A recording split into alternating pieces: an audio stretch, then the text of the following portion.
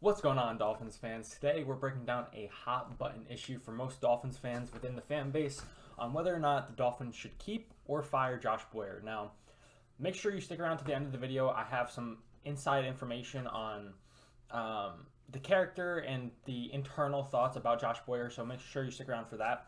But I'm going to break down the numbers and the key stats on how the defense did and make certain points on the injuries and whatnot, and whether or not the Dolphins should fire him. I also want your opinions. Make sure you comment down below your thoughts on whether or not we should keep him or not.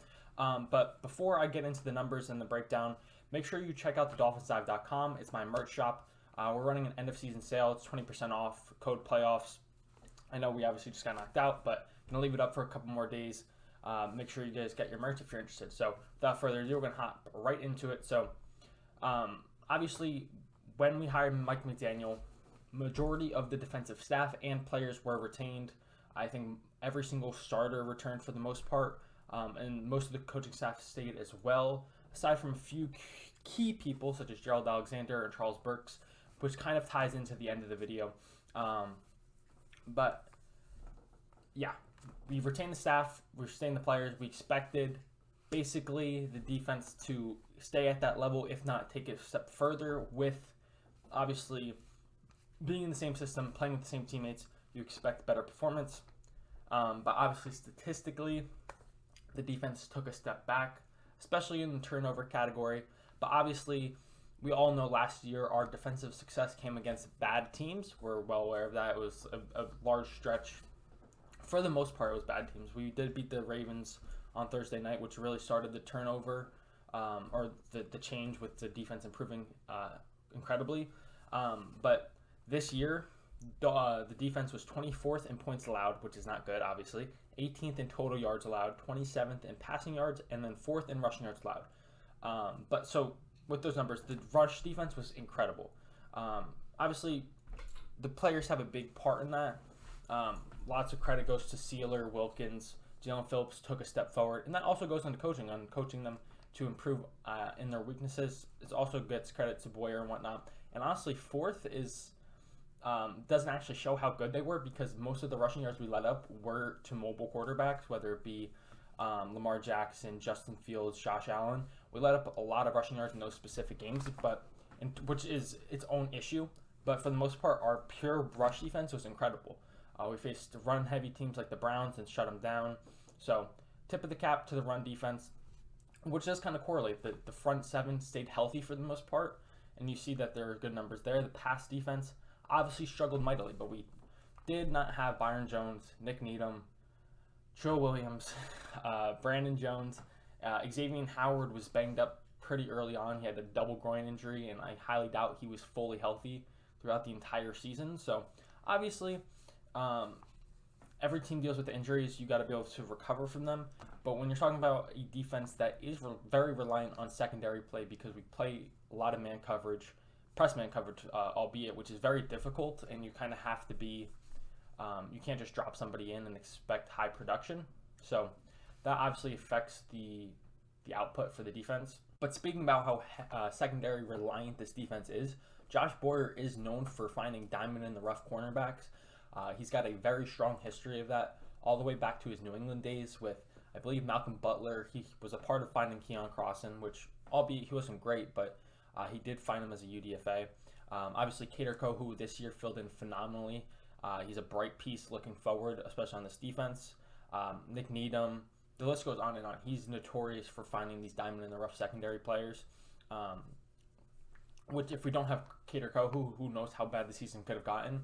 But like I said, the defense is secondary reliant, and we dealt with injuries in the secondary. Now, you have to be able to adjust as a coach, and also, should our defense in general be run from the secondary forward or from forward back? And most defenses are run from the trenches back, whereas this scheme's obviously secondary reliant, and then obviously the pass rush helps as well. But when you're considering firing Boyer, it's not just what he did, but it's what you can get. So do you want to change your system, you want to change your scheme, or do you feel confident in the system and the scheme and you just want to improve it? So throughout the year, the defense did actually improve. Obviously, it started off very rough, but we finished the year strong. I think the last 3 games we really locked up, albeit not very good offenses. I think it was Obviously, the Patriots, Jets, I don't know who was before that, but the defense did start to lock up.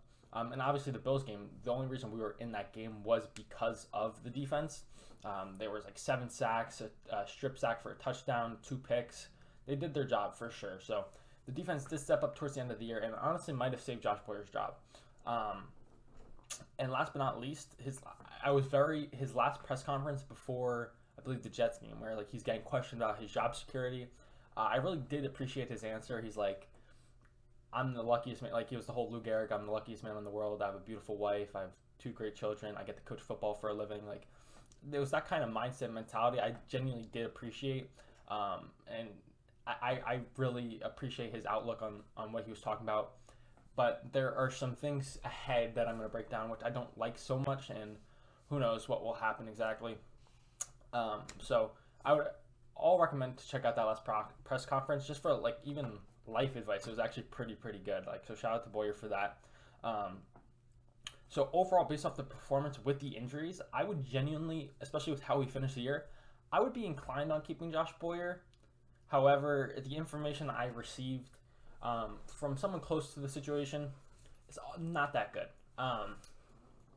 Basically, I've had someone from the outside, but that's very close to the situation, explain that when there was the carryover from the defensive staff, basically Greer was forcing any head coach's hand to keep Boyer, which is fine. But there was a lot of Boyer allegedly threw people under the bus. He didn't want to keep certain people that were reliant on our success at the end of last year. And that's obviously not ideal. There's some coaches, like, I don't know why we got rid of GA. Charles Burks, I believe, chose to left, but nonetheless, like, there were good coaches I don't know we got rid of.